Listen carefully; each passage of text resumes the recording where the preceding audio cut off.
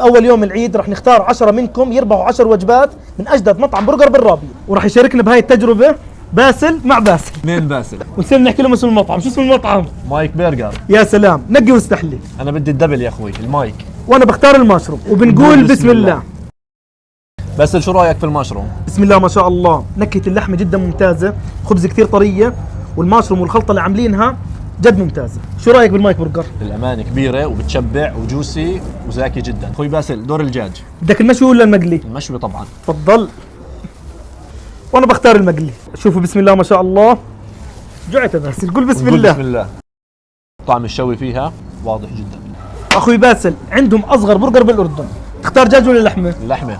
تفضل. صوص المستخدمينه بالدجاج المشوي عن جد ابداع. دور البونلس، هاني ماسترد، باربيكيو، بافلو، شو بتختار؟ بافلو طبعا. انا الهاني ماسترد.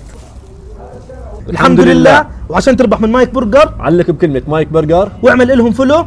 مش ملاحظين انا وباسل نفس الطول؟